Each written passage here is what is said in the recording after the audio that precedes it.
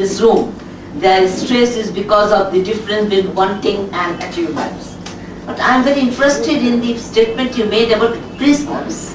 They have an altogether different life and we have no experience. How did you, through your interaction with them, understood or comprehend their stress, and what suggestions, what remedies you had, or how did you deal with it? You see, I must say that a book, when a person writes, some kind of experiences of childhood are also there that have got very strong bearing. I am son of a police officer. I had the occasion of going to the prison inspection with my father. As a person, as a student, out of curiosity, I need to ask and interact. They used to give a lot of respect to me, being a son of a senior police officer. I have seen a person who is going for the death sentence, he is not being able to walk. I sometimes wonder how they say in the press that he is walking and smiling and all. He has no legs that time. And you just imagine, if you read the chapter Prisoner, what I have written, I had to imagine myself as a prisoner before writing that. I had to wear the shoes, then only I can know where the shoe pinch is. So that way, I am quite confident if my book goes to the prisoners, I'll be able to have that kind of satisfaction. I wanted to become a doctor in my life. That is still a pinch in my heart. I tried a lot. Today I recruit doctors. I issue them MD, MS and all. But that pinch is still there in the remote corner of my heart. So I try to become a doctor as a counselor. A student or anybody comes with pain, with my thoughts, with my experiences, if I can relieve him, I am trying to look for remedy of that stress. What is continuing living, I am living with that. Together, that she always created a space for herself in her head. You know, in her head. Yeah. Yes. This gentleman has been Yes, asked. Okay. How to enjoy? Because how to create joy out of life, then the stress is automatically removed. Is it not so? I have seen a police officer, American police officer, every moment she was laughing. The whole body was just like dancing. And then after 10 years of police officer, she became a teacher. And she was so joyful, she was doing so many games, she could sing, she could do lot of things. Can you imagine such a police officer? So how to enjoy life? Because what 90% we have, we do not enjoy that. For 5%, 10% we want, only for that we create stress. Is it not so? Second question is that stress, does not stress come from contradictions? Because every moment you are to select either this or that. So you are not able to make a decision, and therefore to make your priorities, you create stress. Is it not so? Then does not stress come from selfishness? You will see from your life that you get the joy only when you do not create things for self.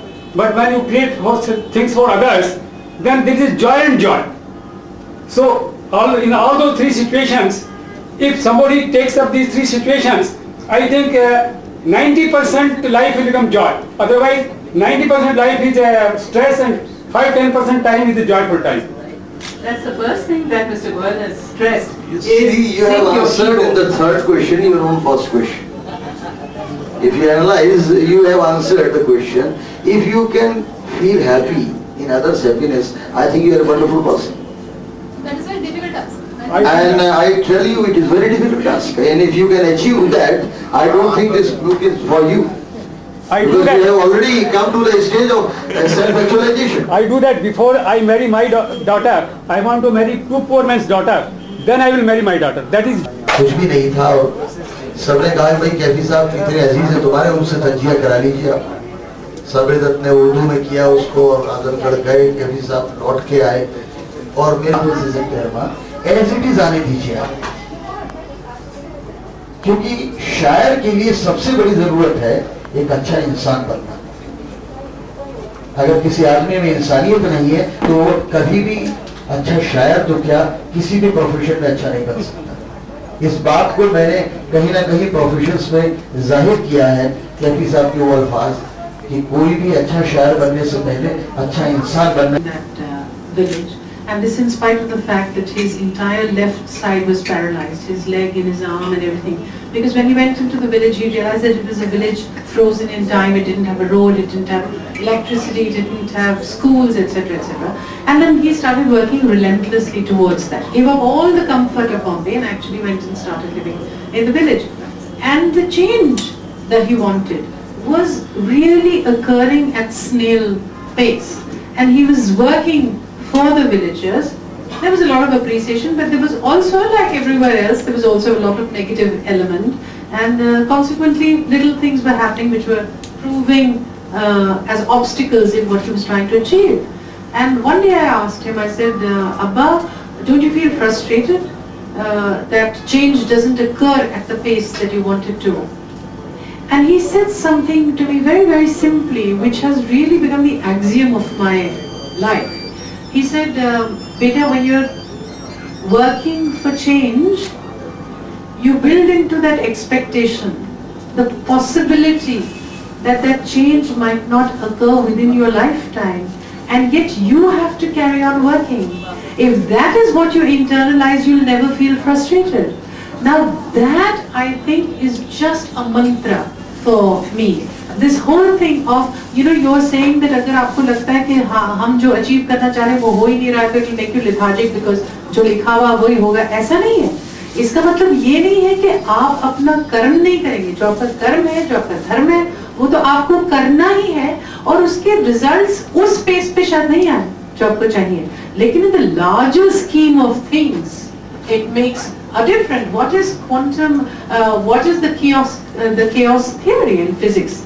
That every single movement, a butterfly fluttering in Asia will have some repercussion in the larger scheme of things in Japan. And that's why when you look at it in the sense of Vedanta, about everything being part of this holistic universe, then you realize that you are connected. And I think it's things like that that can help you to deal with them rather than become because complacence is death.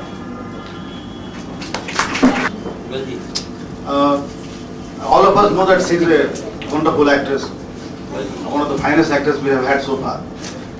But I also find that she's a very, thought process is great actually, and she's a very English person. Like she is into so many things. She's a politician also. I came from a very liberal family. Both my parents believed that art should be an instrument for social change. There was poetry in our family, there was theatre, there was drama, there was literature, there was politics. My father was a member of the Communist Party, and till the age of 9, we lived in a commune. So it was a large flat, and every comrade had just one room. It was literally half the size of this area, and we had a very small little balcony which was converted into a kitchen. We had common bathroom and common toilet that we shared with 8 families. All the money that my father earned was given to the Communist Party, and the Communist Party would give him only 40 rupees and 40 rupees per month, and he had 2 children, and so my mother went out and worked. Now by all standards, that's very little money, and that you should feel the pinch of that. But I was never made to feel that pinch, because we grew up in what was regarded, in spite of the fact that there were 8 different families, it was like a joint family. And because we belonged to this this era and the kind of people that we interacted with, and the fact that we were encouraged as children to express our opinion, both brother and sister, and encouraged to stay around with the elders. My father never told me that, no, go to bed, you have to go to school. He said, you can come and you can sit with us and you can listen to what we are saying and ask questions if you wish. But you have to take responsibility that you are going to school tomorrow. You're not going to get up in the morning and say, I had a late night last night. So if you can take that responsibility, you're free to come and sit with us. So we grew up being valued. I think it's very important how we bring up our children and how we treat them, don't you think? Treat them and their opinions with consideration And don't say, oh, these are children, we don't need to pay attention to them. And I think it was that kind of upbringing that gave me a certain degree of confidence and belief in myself. I haven't worked towards meditation. I haven't worked towards any kind of spirituality. But I think because I'm my father's daughter, and I think work is worship is for me. I think the fact that I'm so involved, the fact that I'm really interested in people, I'm very interested in human beings, I'm very interested in different kinds of people. All that I think just leads me to be engaged and involved, which is very important because it's very easy to become cynical. You know, it's very easy to say the problem is so large and poor little me, what can I do? That's a cop-out. That's an easy way out because you say, ye main nahi kar sakti. Alright, maybe it's just a drop in the ocean, but at least you know that you will have made that one little effort. I don't think I could face myself if I feel that I didn't make going. Thank you. Wonderful wisdom from Shabana. Lots of questions, but we are slightly pressed for time, I think. Could we have 3 more? Integrate the thoughts of Vedanta or our ethics into management and put it into practice. How do you relate stress management to it? One, as a professor and lecturer of business management. I think we need to have stretch rather than stress in our life. Shudra, you're busy with the mic. I'm hearing. Okay.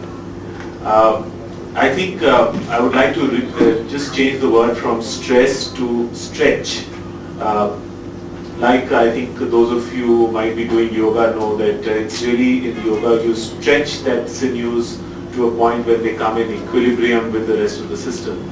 So I think in business or in management or in anything, if we stretch ourselves to exert that extra concentration, that extra effort to achieve excellence in what we do, then we achieve a little more and a little better every time.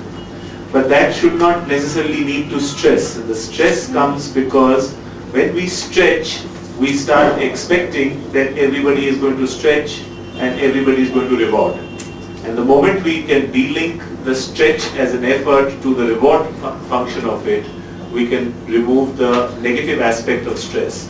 Now stress, if it is termed as stretch, is fine, and stress which is more than stretch is to me a problematic situation. Okay, there's a question there. Yeah. My question, is it the attitude which has made a difference, or you've learned the harder way? And as the life comes and it teaches you, or it's been the same attitude throughout? Firstly, that in the various professions that you've included in your book, you've included housewives. And I think that is really, really wonderful because so many women do housework and do not value that. There are so many women, I walk up to them and I say, what is it that you do? And she says, I'm doing nothing, I'm merely a housewife. And I said, why do you underrate yourself? You're a housewife and it's because of everything that you are doing that everybody in your family can afford to do what they are doing. And so the fact that you value it and you point it out as a profession, I think is really wonderful, and congratulations for that. Thank you. In fact, the film that I'm doing just now, 15 Park Avenue, is about one such woman. She's a physics professor, she's also looking after the house, she's looking after a sister who's unwell, she's looking after her mother because her brother won't take responsibility, she's letting life pass by and feeling anxious about it, lots of things. I think for women who are working and who have young children and who have a family to run, it really is a very stressful thing to which I don't think enough credit is given. Because what the woman's doing is really pushing to become a kind of superwoman. I think the first important step that I learned was that I'm not a superwoman. Superwoman, I cannot be a superwoman. But certainly there are certain things that I can do which is basically prioritize what it is that I need to do. Then delegate work. So see, for somebody like me, I remember very long ago, one day I was leaving for shooting And I looked at the state of my curtains, and they were frayed at the ends. And I had been wanting to get my curtains changed for 6 months, and I hadn't had the time. And I got up and I just started crying. And my husband says, "What's with you?" And I said, "My curtains haven't been changed for 6 months." So he said, "So why are you crying about it?" So I said, "Because it causes me a lot of stress, the fact that I haven't got the time to actually go and buy these curtains." And he says, "But do you think it's important for me?" So I said, "It might not be important for you, but it's important for me, because I have seen my mother being a working woman. I've seen her looking after the house really well. I've seen her being a very good hostess, and I want to emulate all of that. So the target is not yours, the target is mine." And he sat me down and he said, "All right, but you know, you can't do everything that you need to do. So there are 3-4 things you can do. You trust somebody who is your mother or your friend or somebody else to buy the curtains for you, or you delay it, or you think that are the curtains as important as my shooting, which is where I want to go, and after that I'm working the slums, is that." So I think prioritizing the various things that one needs to do, and I think especially when you have young children, to give them a lot of time, because I mean that's what they need from you, which means maybe you have to get up an hour earlier every day, but you need to find some space for yourself in between playing all the various parts, otherwise you'll go completely insane. Delegating responsibility, prioritizing, and keeping some time for yourself, I think, are some of the ways that you can cope with that. Thank you. Just, we can have one last question. Lessen the stresses, and I have learned that what Savanaji has told, that if you mix with others, if you treat for others, if you eradicate sorrows for others, if you do good for others, there will not be any stress for you. That is, you must relate your joys and happiness with others. You must interconnect with others. You must interact with others, and that will bring you happiness and joy and dispel your stress. But one thing we are seeing that in cities, in the developed countries, of the clearly defined roles that men and women had earlier. Earlier it was very clear that woman is going to be in the kitchen and she's going to look after the house, and the man will go out and work. So there were very clear definitions. Increasingly with urbanization, with modernization, women are going out and working. For a long time though, it really didn't help her at home. In fact, she started doing double jobs, because she was working outside the home, and then she'd come back and everybody would expect exactly the same thing. That she's also going to cook, she's also going to prepare the breakfast, she's also going to look after her in-laws' medicine, she's also going to buy the medicine, and she'll soak the clothes, etc., etc. And then a point came when women said, "We can't do it. We simply cannot do it. We cannot also go out the house and do what the men are doing and have absolutely no help from either the partner or from anyone else in the family." So the expectations of women started changing. They started negotiating more space for themselves. Now that is a situation that will necessarily create in society a topsy-turvy, because it's a structural change that you're asking for. I think some of the demands of that, the expectations of women wanting different things, of men not yet quite ready to make that shift, and the fact that today women are empowered enough to know that they don't have to stay in a relationship that is violent. All this, I think, is giving women the courage. And I'm not saying that empowerment of women will lead necessarily to divorce, but I'm saying any society in a position of transition will have to cope with the fallout of what that is taking, and one of those things is divorce.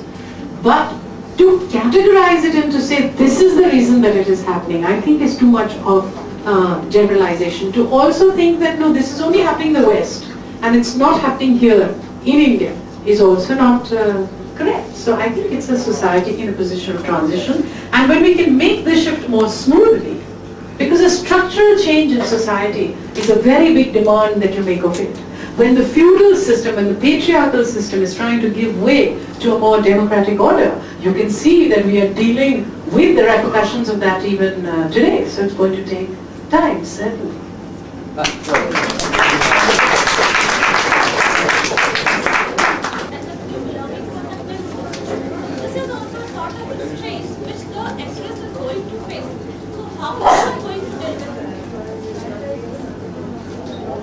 Oh, well, I think that we have to isolate. I only say that just as you cannot make a generalization of people from the films, you cannot make a generalization about anybody. You know, which is what I was saying, that you cannot make a generalization about divorce.